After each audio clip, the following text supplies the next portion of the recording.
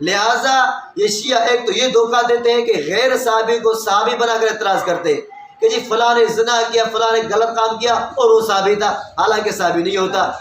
یا کسی صحابی کا بیٹا ہے، جس صحابی کے بیٹے نے غلط کام کر دیا، بھائی بیٹے نے غلط کام کیا، صحابی تو غلط نہیں کیا نا۔ بسم اللہ الرحمن الرحیم۔ ناظرین، عام طور پر دیکھا جاتا ہے کہ بہت سارے ویڈیوز میں اہل تشیع کے ذاکر حضرات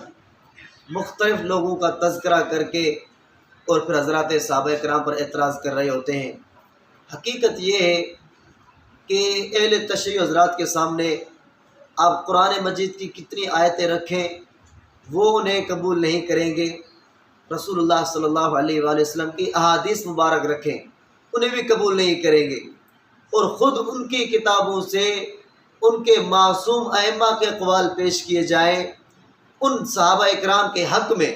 جن کو شیعہ برا بھلا کہتے ہیں، لیکن پھر بھی وہ ان ائمہ کی بات نہیں مانتے، بس انہیں صحابہ اکرام پر صرف اور صرف تبرہ کرنا آتی ہے، اور وہ جو سہارا لیتے ہیں وہ تاریخ کا سہارا لیتے ہیں کہ تاریخ کی فلاں کتاب میں اس طرح لکھا ہوا ہے، تاریخ کی فلاں کتاب میں اس طرح لکھا ہوا ہے۔ قرآن مجید پہ ان کے لیے معتبر نہیں ہو رہا،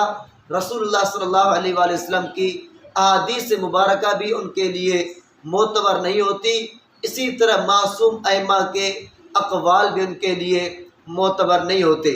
اور ساتھ ساتھ یہ بھی دیکھا گیا ہے جس طریقے سے صحابہ اکرام پر اعتراض کرنے کا موقع ملتا ہے تو وہ اسی طریقے سے اور اسی انداز میں صحابہ اکرام پر اعتراض کرتا ہے۔ کبھی اعتراض کرتا ہے کہ جی حضرت عثمان غنی رضی اللہ تعالیٰ عنہ کو محمد بن ابی بکر نے شہید کیا۔ اب یہاں اس کا انداز یہ ہوتا ہے، اپنے آپ کو حضرت عثمان غنی رضی اللہ تعالیٰ عنہ کا ہمدرد ثابت کر کے کہتا ہے کہ جی ابو بکر صدیق کے بیٹے نے حضرت عثمان پر حملہ کر دیا۔ یعنی مقصد اس کا کیا ہے کہ یہاں سے اٹیک کر رہا ہے حضرت ابو بکر صدیق رضی اللہ تعالیٰ عنہ پر کہ ان کا بیٹا ہے وہ کیسے حضرت عثمان پر حملہ کر رہا ہے۔ لہٰذا حضرت ابو بکر صدیق رضی اللہ تعالیٰ نعوذ باللہ برے بھرے ہوئے کہ ان کے بیٹے نے حضرت عثمان پر حملہ کر دیا۔ پھر جب انہیں بتایا گیا کہ جی یہ حملہ کرنے والا تھا محمد بن ابی بکر ہے، جہاں اور لوگوں کے ساتھ مل کر یہ بھی آیا تھا، تو محمد بن ابی بکر تو وہ شخص ہے جو حضرت علی کی بابی حضرت اسماء بنت امیس رضی اللہ تعالیٰ عنہ کے بطن مبارک سے پیدا ہوئے، ان کا نکاح ہوا تھا حضرت ابو بکر صدیق رضی اللہ تعالیٰ عنہ سے۔ حضرت ابو بکر صدیق رضی اللہ تعالیٰ دنیا سے چلے گئے تو یہ محمد بن ابی بکر چھوٹے تھے، پھر ان اسماء بنت امیس سے خود حضرت علی نے نکاح کر دیا۔ جب حضرت علی نے نکاح کیا تو چھوٹا بیٹا بھی ساتھ حضرت اپنی والدہ کے آیا اور انہیں بچپن سے تربیت حضرت علی کے ہاں حاصل کی اور انہیں کے پاس وہ پل کر بڑا ہوا۔ اب جب انہیں یہ بتایا گیا کہ جی حضرت علی کی تربیت تھی اور حضرت علی کے ساتھ رہتا تھا، اب چونکہ اعتراض حضرت علی پر ہو رہا تھا تو پھر اس اعتراض سے ہٹ گئے کہ ابو بکر صدیق کے بیٹے نے حضرت عثمان پر حملہ کر دیا، اب یہاں سے پیچھے ہٹ گئے۔ پھر ڈھونڈا ادھر ادھر تاریخ کی جب کتابوں کو دیکھا تو محمد بن ابی بکر کو جنہوں نے قتل کیا تھا وہ حضرت امیر معاویہ رضی اللہ تعالیٰ عنہ کا لشکر تھا، مصر میں قتل کیا گیا۔ اب یہاں پر فوراً جو ہے اپنا چہرے کا رنگ بدل کر گرگٹ کی طرح فوراً بولنا لگ گئے کہ جی محمد بن ابی بکر جو نبی کا صحابی ہے اس کو حضرت امیر معاویہ نے قتل کروا دیا، اس طرح قتل کروا دیا، اس طرح قتل کروا دیا نبی کے صحابی کو۔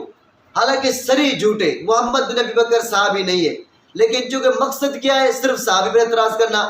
پہلے مقصد تھا حضرت ابو بکر پر اعتراض کرنا، تو وہاں میدان میں آ گئے جی ابو بکر کے بیٹے نے حضرت عثمان پر حملہ کر دیا۔ جب اس کا جواب ملا تو فوراً پھر رنگ بدل کر دوسری طرف سے آئے جی محمد بن ابی بکر کو نبی کے صحابی کو حضرت امیر معاویہ نے قتل کروا دیا۔ حالانکہ محمد بن ابی بکر صحابی نہیں تھے اور جن کو قتل کیا تھا وہ حضرت امیر معاویہ نہیں بلکہ معاویہ بن خدیج تھے۔ اور کیوں قتل کیا؟ جس تاریخ طبری کا حوالہ دیا ہے وہاں خود موجود ہے کہ محمد بن ابی بکر نے آخری وقت میں اپنی زبان سے خود اقرار کیا تھا کہ حضرت عثمان کو نعوذ باللہ ہم نے قتل کیا تھا ان کے گناہ گار ہونے کی وجہ سے، لیکن چونکہ بس اعتراض حضرت امیر معاویہ پر کرنا ہے۔ اسی طرح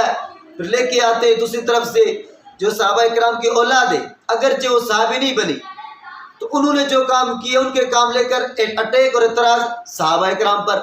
جی یزید حضرت امیر معاویہ کا بیٹا ہے، اس نے فلاں کام کیا، فلاں کام کیا، فلاں کام کیا، لہٰذا اعتراض تھا میرے معاویہ پر کہ انہوں نے یہ کام کیوں کیا، انہیں خلیفہ کیوں بنایا، انہوں نے اس کو خلافت دے دی تھی، اس کو پتہ بھی تھا یہ غلط کام کرے گا، پھر ہی وہ کام کر دیا۔ حالانکہ یزید نے کوئی صحابی نے کیا ہے، لیکن غلط کام اس کے تھے، فوراً اٹے کو اعتراض حضرت امیر معاویہ پر۔ تو عرض کرنے کا مقصد یہ ہے کہ ان کا صرف اور صرف جو پوری بات کرنے کا مقصد ہوتا ہے صحابہ کرام پر اٹیک اور اعتراض کرنا ہوتا ہے، چونکہ دین کی بنیاد حضرات صحابہ کرام ہے۔ میرے ہاتھ میں یہ مذہب شیعہ کی کتاب تاریخ اسلام جو المعروف ہے تفسیر اسلام سے، اس میں آپ حضرات کے سامنے شیعوں کے معصوم امام کے بیٹے کا تذکرہ رکھتا ہوں، جہاں وہ یزید کا نام لے کر حضرت امیر معاویہ پر اعتراض کرتے ہیں، یا کسی بھی صحابی کے اس بیٹے کو لے کر جو صحابی نہیں بنا کسی صحابی پر اٹیک اور اعتراض کرتے ہیں، تو پھر وہ یہاں اپنے معصوم امام کے بارے میں کیا کہیں گے۔ اس کتاب کے انہوں نے صفحہ نمبر 884 پر عنوان قائم کیا ہے جعفر بن علی کی مخبری۔ اب یہ جعفر بن علی کون ہے؟ کہتا ہے جعفر امام حسن عسکری علیہ السلام کا بھائی ہے